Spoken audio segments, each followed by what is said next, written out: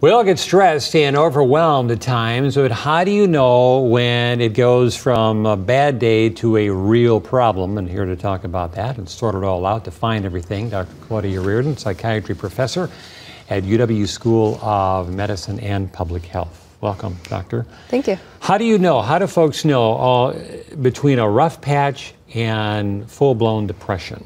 Oh, that's a great question, Rob. So a full-blown depression, which we call major depressive disorder, is a whole set of symptoms lasting at least a couple of weeks or so that include things like not only feeling very down, sad, depressed, tearful, but also trouble sleeping, changes in appetite, either increased or decreased, low energy, trouble concentrating, not enjoying things as much as one used to, and really, in the worst case scenario, thoughts of death or even wanting to kill oneself.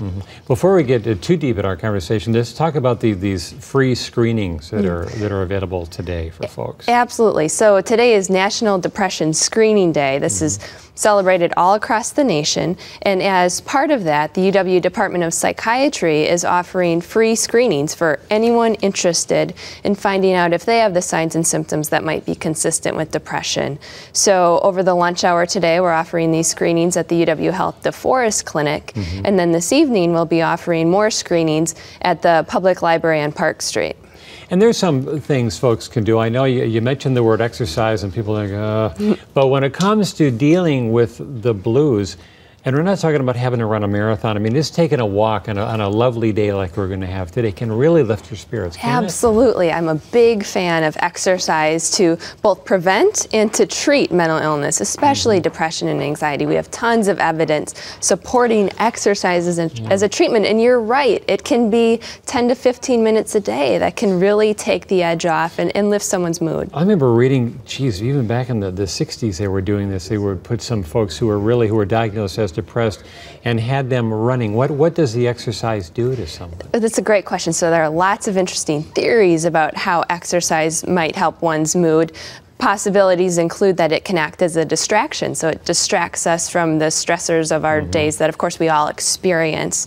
Other possibilities include that it gives us a sense of mastery, a feeling that, if nothing else goes well today, at least I got out there and I walked 20 minutes and I can feel good about that. It's also an opportunity for social contact, since a lot of us exercise in pairs or groups. I'll just say a quick answer on this, but sleep is very, very important, because I notice if I don't get enough sleep, which we don't on this shift, my moods are just like this. Absolutely. So trouble sleeping, not only if it happens on an ongoing way, can contribute to a higher risk of depression, but likewise, if someone has depression, sleep difficulties can be a symptom of that.